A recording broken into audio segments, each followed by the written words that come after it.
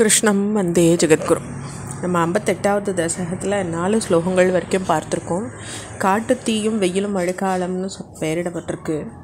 இதில் சுவாமி நண்பர்களோட மூஞ்சி காட்டில் வழி தவறி கஷ்டப்பட்டுருந்த பக்த கூட்டத்தை காப்பாற்ற காட்டுத்தீயிலிருந்து அவர் எடுத்துட்ட பிரயத்தனத்தை பற்றி சொல்கிறது.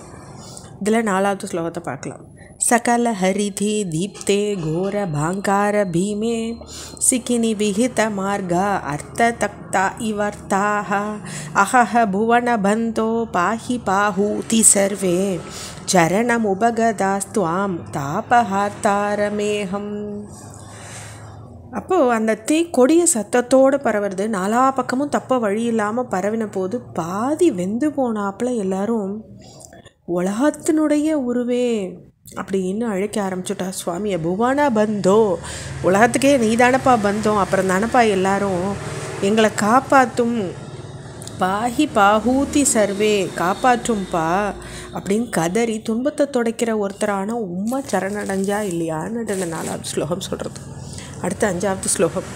அலம் அலம் அத ஆதிபீத்யா சர்வதோ மீலயத்வம் த்ரிசமிதி தவ வாச்சா மீலிதா கேஷு தேஷு குவணு தவ தஹனோசௌ குத்ரம் உஞ்சாட்ட வீசா சபதி வவ்ருதி ரேதே ஹந்த பாண்டீர தேஷே. அப்போ போதும்னுட்டு அதிகமாக பயந்தது போதும், எல்லாரும் கண்ணை மூடிக்கோங்கன்னு சுவாமி அவளை பார்த்து கேட்டுக்கிறார்.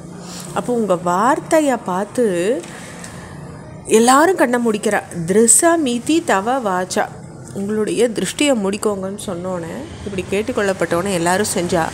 ஆச்சரியம், அந்த காட்டு தீ எங்கே, மூஞ்சிக்காடு எங்கே, இப்படி உடனே அவள் பாண்டரி மடத்தடையில் வந்து சேர்ந்துடுறா. இந்த மூடின ஒரு க்ஷணத்துக்குள்ளே சுவாமி பண்ணின லீலா அது. அடுத்த ஸ்லோகம். ஜய ஜய தவ மாயா கேயமீஷேதி தேஷாம் நுதிபிர் உதிதஹாசோ பக்த நானா விலாசஹ புனரபி விபினாந்தே பிராச்சர பாட்டலாதி பிரசவ நிகர மாத்திர கிராஹ்ய கர்மானுபாவே. ஜெய ஜெய தவ மாயா, உம்முடைய வெற்றிக்கு போற்றி போற்றின்னு எல்லாரும் சுவாமிக்கிட்ட கோஷமிடுறா. ஈசா, உம்முடைய மாயை தான் எப்படிப்பட்டது அப்படின்னுட்டு அவளுடைய துதியை கேட்டு புன்முறுவல் பூத்துண்டு பல பல லீலை செஞ்சுட்டு மறுபடி வன மத்தியில் வந்து சஞ்சரித்தார் சுவாமி. அந்த வனத்தில் அடர்த்தியால் அந்த வெயில் காலம்னே தெரியல, அந்தளவு அது மரங்கள் வந்து அந்த வெயில் காலத்தில் பூக்கிற பாதிரி மாதிரி பூக்களால் நிறைவால் மட்டும் அந்த வேனில் காலம் ஊகிக்கக்கூடியதாக குளிர்ச்சியாக இருந்தது எல்லாராலையும் உணர முடிஞ்சது.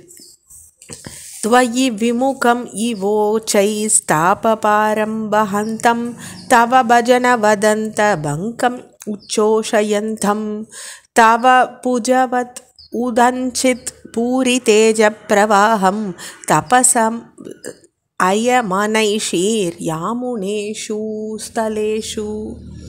அப்போ யாமுனேஷுனா யமுனக்கரையில் உள்ள பிரதேசங்களில் கழித்த வேநீர் காலத்தை சுவாமி கழிச்சுட்டு, உம்மக்கிட்ட நாட்டம் இல்லாதவா மனசில் உள்ள துன்ப கொதிப்பை போல் உள்ளத்தில் உரையிற அந்த பாவ சேற்ற வளர்த்துற உம்முடைய பஜனை சூட்டை போலையும், உம்முடைய கையில் ஒசந்து விளங்குற அந்த சக்கரத்தின் ஒளிக்குவைய பிரவாகம் போன்றும் அந்த இடம் விளங்கித்து இல்லையா. ஸ்தலேஷு, யமுனே ஸ்தலம் இப்படியெல்லாம் விளங்கித்துன்னு ஒரு விளக்கத்தை கொடுக்குறார் பட்டத்திரி.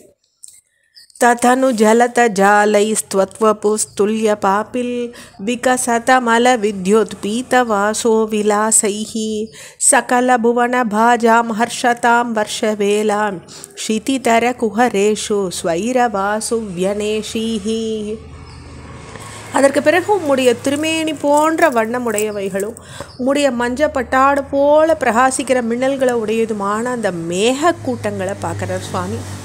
அதில் மின்னல்கள் உடையதாக இருக்குது. அந்த உலகத்தில் எல்லாரும் மகிழ்ச்சி அளிக்கிற அந்த மழை காலத்தை மலை குகையில் விளையாடிண்டு சுவாமி இஷ்டம் போல் கழிக்கிறார். இப்படியாக அந்த மழைக்காலம் போகிறது. இதனுடைய தொடர்ச்சியை அடுத்த பகுதியில் பார்க்கலாம். ஹரே கிருஷ்ணா.